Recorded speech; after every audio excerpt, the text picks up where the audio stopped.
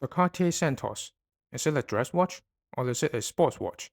I would say this square watch right here could possibly be the most all-rounded watch.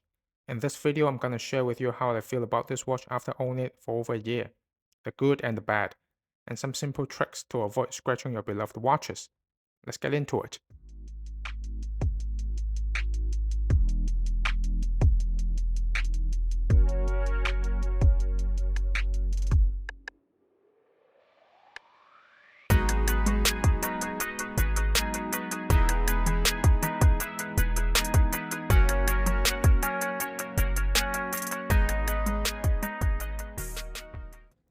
Hi, I'm Phil. Welcome back to the channel. The Cartier Santos was first introduced in 1904. A Brazilian aviator, Alberto Santos Dumont, found it inconvenient to check the time when using his pocket watch when flying. So he told his friend Louis Cartier he had this problem. And just like that, the first ever wristwatch for men was born in the form of a pilot's watch. Let's first quickly go through the specs. It is 39.8mm across, 47.5mm lug to lug, 9.4mm thick. This is the slimmest watch in my collection and it definitely slides in the cuff very easily. Water resistant is at 100m with a push-pull crown, a slightly curved sapphire crystal surrounded by a polished bezel with the iconic screws. On the dial you can see this is the silver-white dial version, which the brand calls it Silver Opaline. Railway style minute track, or some call it piano key track, surrounded by the Roman numerals. At 7, a small detail is the Cartier signature is within the number. Date window at 6 o'clock, which is the best position for the job. And the beautiful blue second hand, and the sword-shaped minute and hour hands. Inside is the Calibre 1847MC, which stands for Manufacturer Cartier. It beats at 4 Hz and has power reserve for 42 hours, while featuring both hacking and hand winding. The brand states that the escape mechanism has been designed with non-magnetic components, which effectively resist the powerful magnetic fields a watch may be exposed in everyday life. The accuracy of this in-house movement is actually quite good. Mine gains about 6 seconds per day. But, and this is a big but, that there are a few things that I want to point out that really annoy me about this movement. First is when the watch is out of power. What I usually do with all my watches is that I give it a good full wind before setting the time. But this watch doesn't always do that. When I turn the crown, not that it doesn't wind up the spring, but I have to pull the crown up to the furthest position where it hacks, then push it back in order for the second hand to start ticking. I suspect this has to do with some sort of the clutch attaching to the crown. Second is when I finish setting the time, when I push the crown back into position, the minute hands usually jumps, like this here. Kinda similar to what people were complaining about the Oris Equus with the Calibre 400 when it was first launched. I'm not sure is it just my watch, but it does happen quite often. Then is the power reserve. I always find it falling quite short from the stated 42 hours. A lot of time when I stop wearing the watch for a day, it stops running, which might be due to the last problem of the movement, which is the winding efficiency. The brand did not state whether it uses a unidirectional or bidirectional rotor, but I will make a guess that it is unidirectional, which means the rotor only stores energy swinging one way. I'm not saying that this is a bad movement. I think it will be fine if it's your only watch, which means you wear it every day and not having to go through these as often. Despite the negatives mentioned just now about the movement, there are so many positives to make up for it. Let's start from the bracelet.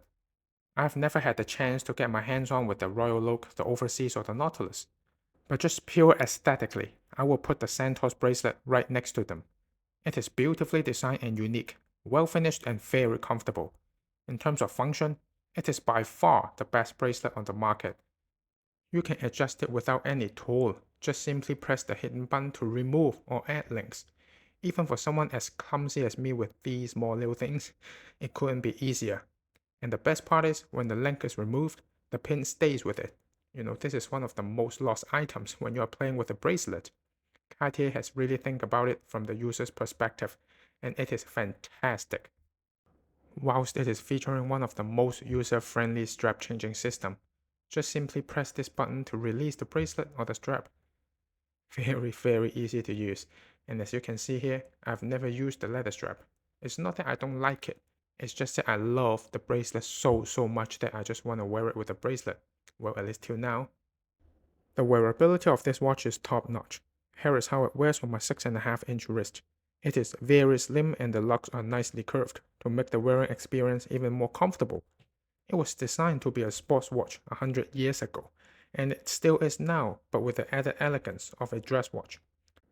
The polished bezel gives this watch a dressy or even a jewelry vibe. Then they added the screws to balance it out, to give the watch that little extra sportiness. It's easier said than done, but Cartier being both a watchmaker and a jeweler, of course they know where the sweet spot is. If you are looking for that one watch that goes along with t-shirt as well as suit and tie, the Santos is without a doubt one of the top choices. Then is the design of this dial. I mean, every time I look at this dial, I feel like I've been on a time machine and it took me back to a century ago. In my opinion, the Santos is one of the most beautifully designed watches of all time, period. And the design has basically remained largely unchanged for over a century. If this doesn't define timeless or iconic, I don't know what does. We're talking about 100 years. Not many watches have such long history, needless to say an unchanged design language. Man's first wristwatch, first pilot's watch, or possibly the first sports watch. So which version of the Santos should you go for? I picked the large because it has a date. Yes, I find it useful to have the date on my wrist, and at 6 o'clock I don't find it disturbing at all. If you prefer no date, Cartier got you covered with a small one, and that one is even more popular than this. But I wouldn't go for one of those with the loomed hands. I think it makes the watch look less classic, kinda ruin its vintage look. I would much rather prefer the beautiful blue hands than having the loom for you to read the time during a movie. So, the Cartier Santos sounds like a complete package. It has the heritage and the design, the wearability and the capability. The movement might have some issues, but glad it has the accuracy to back it up. And I guess the way to fix those problems is to wear the watch more often. Another concern that a lot of people have is whether the bezel is prone to scratches. Yes, but I don't think it's that bad. Here's how the watch looks like after a year. I don't baby my watch, but of course I don't deliberately bang it against a door handle. From my experience, the two places where you are most likely to scratch your watch is when you are entering an elevator or when you are at a dining table. So here's a quick tip. Just try not to have your hand under the table when you are eating, and keep your hand close to the center of your body when entering an elevator. Well, actually, what I usually do and now become my reflex is that I keep my left hand where I usually wear my watch, at the center of my body whenever I'm in a crowded environment. That's gonna avoid you a lot of scratches. But at the end of the day, I don't think these scratches make the watch look bad. Just like us as a person, as we grow older, we got scratches both inside and outside, and that's what built up the character, right? Well, on that note, thank you so much for watching. Please like the video if you've enjoyed it. Let me know what you think down in the comments. Be sure to check out my other videos and subscribe to the channel for more content to come. I'll catch you on the next one.